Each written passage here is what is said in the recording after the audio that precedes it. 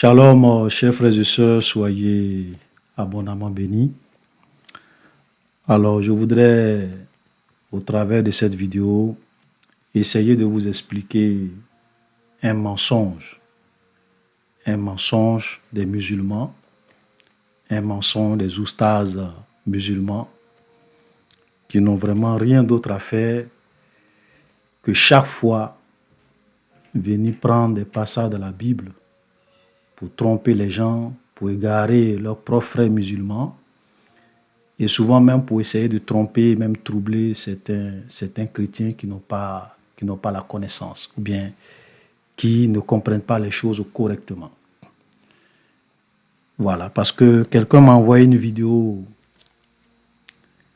où je voyais des musulmans, je crois qu'ils étaient en train de discuter avec même un chrétien, voilà, où ils étaient en train d'expliquer le fait que Jésus avait ordonné à ses disciples d'avoir des épées, d'acheter des épées.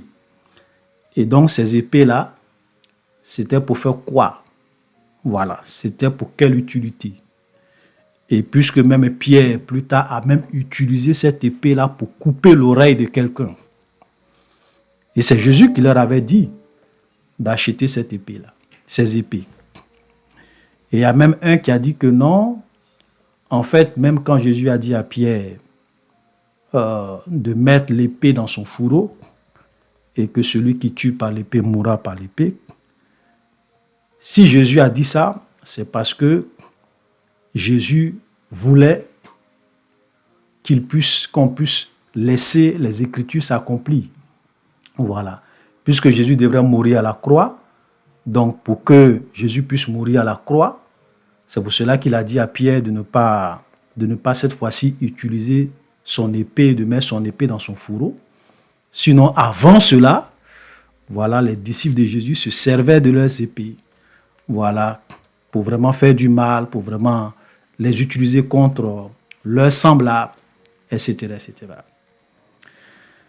Et quand j'ai regardé cette petite vidéo, j'ai commencé à rire parce que, vous voyez, les musulmans, souvent, leur démarche, on se pose beaucoup de questions. Voici des gens qui toujours, quand ils viennent, c'est toujours la Bible, c'est toujours Jésus, c'est toujours la Bible, c'est toujours Jésus. Leur débat phare, c'est toujours avec les chrétiens, avec Jésus, avec la Bible. Mais vous n'allez pas les voir constamment venir présenter leur Coran, expliquer leur Coran, expliquer qu'est-ce que Mahomet a apporté d'extraordinaire. C'est toujours Jésus, la Bible. Ça, c'est vraiment extraordinaire. OK? Alors, comme c'est une petite vidéo, voilà, on ne va pas prendre beaucoup de temps, on va aller vraiment rapidement. Donc, on va lire le verset et on va lire le passage dont il est question. Et vous-même, vous allez voir comment les gens sont des menteurs. Comment souvent les gens falsifient les Écritures pour tromper les gens. Luc chapitre 22, le verset 36. Il leur dit, ça c'est Jésus qui parle à ses disciples, il leur dit, maintenant au contraire que celui qui a une bouche la prenne, que celui qui a un sac le prenne également, et que celui qui n'a point d'épée, écoutez très bien, et que celui qui n'a point d'épée vende son épée et achète une épée. Ça c'est Jésus qui parle, qui dit à ses disciples, celui qui n'a point d'épée, qu'il vende son vêtement et achète une épée. Voilà. Donc, la vraie question et la question la plus légitime qu'on peut se poser, c'est de savoir, mais pourquoi Jésus demande à ses disciples ici d'acheter des épées? Voilà, que chacun ait une épée, au moins. Voilà. Vous savez, quand Jésus dit ça, c'est pourquoi? La raison, elle est simple. C'est simplement pour la légitime défense. C'est tout. C'est-à-dire que quand quelqu'un va vouloir les tuer, va vouloir leur faire du mal, va vouloir venir les attaquer pour porter atteinte à leur intégrité physique, qu'ils puissent aussi se défendre. Voilà la raison. Et ça, c'est normal. Je veux dire, si quelqu'un rentre chez vous avec une épée ou une arme et qu'il est en train de tuer vos enfants, ou bien qu'il veut tuer vos enfants, vous n'allez pas croiser les bras. Vous allez vouloir défendre vos enfants. Vous allez vouloir vous défendre et défendre votre famille. C'est pas vous qui êtes allé l'attaquer. Vous n'êtes pas allé vous en prendre à la personne qui ne vous a rien fait, qui était là. Non. Mais parce qu'il est en train de vous faire du mal et porter atteinte à l'intégrité physique de vos enfants, de votre famille, et porter atteinte à votre vie, vous êtes obligé de vous défendre. C'est ce qu'on appelle la légitime défense. Et même si quelqu'un vient... La légitime défense est même reconnue par je vais dire même dans la justice des hommes. Voilà. OK? Est même reconnue dans la justice des hommes.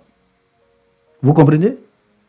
Un policier en exercice, c'est vrai qu'il n'a pas le droit de tuer des innocents, mais quand un voleur vient et que le voleur a une arme, il te dit dépose les armes. Quand tu ne veux pas déposer les armes et que tu veux faire usage de ton arme pour le tuer, il t'abat sur le champ. Et ça, c'est normal. On ne va même pas le condamner pour ça. C'est ce qu'on appelle la légitime défense. Donc, c'est dans le cadre de la légitime défense que Jésus a donné cette recommandation-là à ses disciples. Et nous allons prouver, parce qu'il ne s'agit pas ici de dire que c'est pour la légitime défense et puis s'arrêter là. Mais il faut qu'on prouve que réellement, c'est pour la légitime défense. Et le su du test va nous prouver cela aisément. Ok? Nous allons lire le su du test. Verset 37, car je vous le dis, il faut que cette parole qui est écrite s'accomplisse en moi. Il a été mis au nombre des malfaiteurs et ce qui me concerne est sur le point d'arriver. Donc Jésus, vous voyez, Jésus l'a dit, il faut que moi je meure. Voilà. Il faut que moi je suis destiné à la mort. Selon c'est la volonté de Dieu que je dois mourir. Donc cette écriture-là doit s'accomplir sur ma vie. Et il dit, et les disciples maintenant vont dire, Seigneur, voici 2 épées. Et il leur dit, cela suffit. Donc Jésus leur dit, voici. Ils vont dire, mais Seigneur, on a déjà 2 épées ici. On a déjà 2 épées. Jésus dit, cela suffit. Parce que Jésus a compris qu'en fait, ils n'ont pas compris. Vous avez 2 épées. Ce n'est pas grave. Verset 39. Après être sortis, donc quand Jésus a fini de dire ça, quand ils ont fini de parler de tout ça, ils vont sortir de l'endroit où Jésus leur a dit ça. Il alla selon sa coutume à la montagne des Oliviers, ses disciples le suivirent. Donc dès que Jésus va leur dire ça, et qu'ils vont dire à Jésus qu'ils ont 2 épées, et qu'ils vont sortir de l'endroit où ils étaient, la première direction où ils vont partir, après ces paroles de Jésus-là, c'est sur la montagne des Oliviers. Et c'est sur cette montagne-là que Jésus va prier, parce qu'il savait que dans les heures qui arrivent, on allait venir l'arrêter. Écoutez très bien, parce que quand vous ne comprenez pas les Écritures, les gens peuvent vous tromper.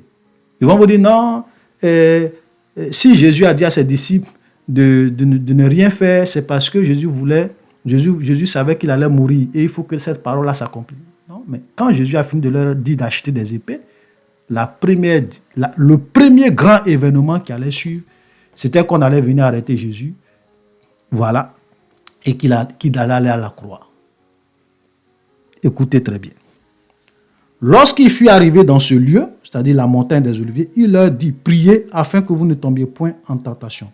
Puis il s'éloigna d'eux à la distance d'environ 1 jet de pierre et s'étant mis à genoux, il pria, disant, Père, si tu pouvais éloigner de moi cette coupe, toutefois que ma volonté ne se fasse point, mais la tienne. Alors un ange lui apparut du ciel pour le fortifier. Étant en agonie, il pria plus intensément et sa sueur devient comme des grumeaux de sang. qui tombait à terre. Après avoir prié, il se leva et vint vers les disciples qu'il trouva endormis de tristesse. Et il leur dit, pourquoi dormez-vous? Levez-vous et priez afin que vous ne tombiez point en tentation. Comme il parlait encore, donc toujours, ils étaient toujours à la montagne des Oliviers, comme il parlait encore, voici une foule arriva et celui qui s'appelait Judas, l'un des 12, marchait devant elle et il s'approcha de Jésus pour le baiser. Jésus lui dit, Judas, c'est par un baiser que tu livres le Fils de l'homme. Ceux qui étaient avec Jésus, voyant ce qui allait arriver, dit, Seigneur, frapperons-nous de l'épée? Il demande à Jésus, est-ce que nous devons frapper de l'épée? Parce que là, les gens viennent. Est-ce qu'on doit utiliser cette épée-là pour frapper les gens? Et l'un d'eux frappa le serviteur du souverain sacrificateur et lui emporta l'oreille droite. Mais Jésus, prenant la parole, dit,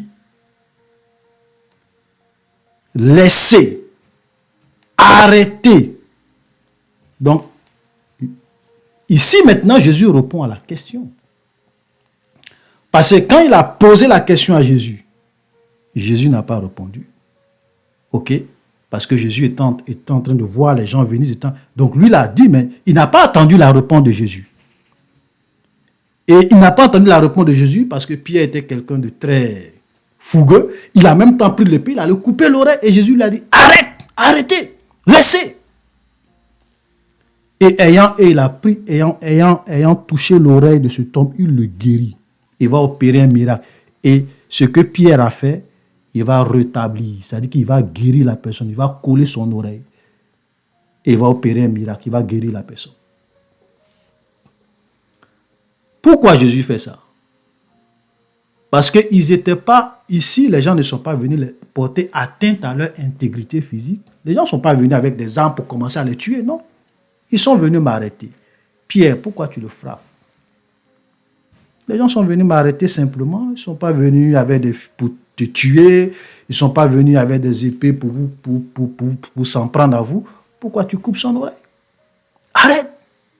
Et dans d'autres endroits, Jésus même va dire à Pierre, mets ton épée dans son fourreau, car celui qui tue par l'épée mourra par l'épée.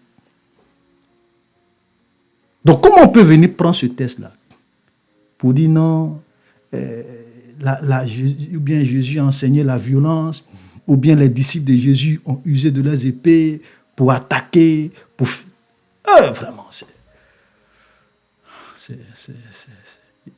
franchement, je ne comprends pas.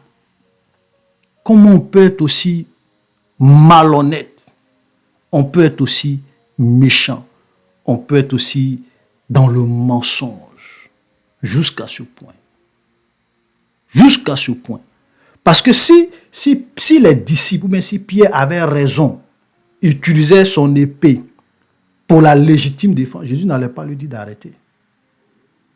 Jésus n'allait pas lui dire ça. Mais c'est parce que Pierre avait tort. C'est pour cela que Jésus va lui dire d'arrêter, de laisser. Alléluia. Donc voilà le contexte. Vous comprenez? Donc quand Jésus leur dit, achetez-vous des épées, quand ils sortent de là, ils vont directement à la montagne des Oliviers. Parce que Jésus savait qu'ils allaient bientôt être arrêtés, que peut-être que les gens allaient, au cas où les choses se tournaient mal, s'ils avaient besoin de se défendre, qu'ils puissent se défendre. Qu'ils puissent se défendre en légitime défense. Ce n'est pas pour qu'ils puissent aller attaquer les gens. Ce n'est pas pour qu'ils puissent aller soumettre les gens comme le prophète de l'islam, par la guerre, par le djihad. Ce n'est pas pour qu'ils puissent aller dire aux gens, si vous n'adorez pas Allah, on vous tue, on vous soumet par la force. Comme Mahomet, un chef de guerre qui a fait beaucoup de ravages, qui avait une milice, qui attaquait des peuples. J'ai plusieurs fois parlé de ça. Jésus n'a jamais usé de violence. Jésus n'a jamais tué des gens pour leur imposer sa religion, pour leur imposer sa volonté. Il n'y a pas quelqu'un qui a été autant pacifique dans ce monde que Jésus. Même quand il était devant les gens, il leur disait que j'aurais pu invoquer une légion d'anges. Ils allaient me défendre. Ok, quand les gens sont venus s'en prendre à lui. Mais il a laissé faire. parce que ça faisait partie de la volonté de Dieu. Donc, ce que je voulais vraiment faire comprendre aux gens, c'est que l'épée que les disciples avaient, c'était simplement pour la légitime défense. OK? Et même avec des limites. Parce qu'on pourrait même penser que comme ici, là, les gens sont venus les arrêter. Donc, ils ont le droit de se défendre. Mais regardez où ça s'en va. Même ça, Jésus dit non. Même si les gens viennent t'arrêter, tu n'as même pas le droit d'utiliser ton épée pour faire du mal. Parce qu'on est venu t'arrêter. On n'est pas venu te tuer. On n'est pas venu pour verser ton sang. On n'est pas venu pour t'attaquer, pour porter atteinte à ton intégrité physique. Donc, si on vient t'arrêter, laisse les gens vont t'arrêter, ils vont aller te juger. Voilà. C'est lorsque les gens viennent maintenant avec des épées pour maintenant te faire la guerre, tu ne vas pas rester là pour que les gens coupent ta tête. Tu peux te défendre toi aussi avec ton épée en légitime défense. Allez-y dire ça à ces musulmans falsificateurs de la vérité. Falsificateur, ce Ismaël Aka, qui se dit fils de pasteur. Vous voyez, vous savez, ce n'est pas parce que tu étais, je ne sais même pas si vraiment il a été fils de pasteur, mais même s'il était un fils de pasteur, ce n'est pas parce que tu es un fils de pasteur que tu connais la Bible. Moi, je ne suis pas fils de pasteur. Mon papa n'est pas pasteur, ma maman n'est pas pasteur. Aucun de mes frères n'est pasteur.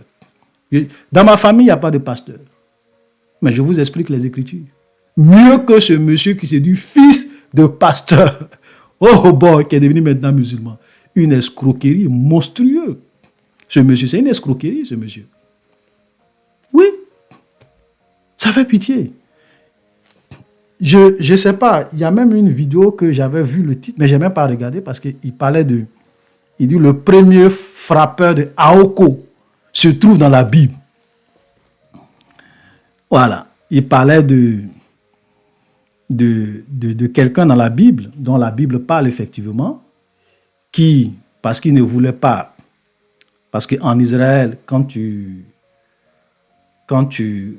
es un frère, par exemple, qui a une femme, et que ton frère meurt sans enfant, ok?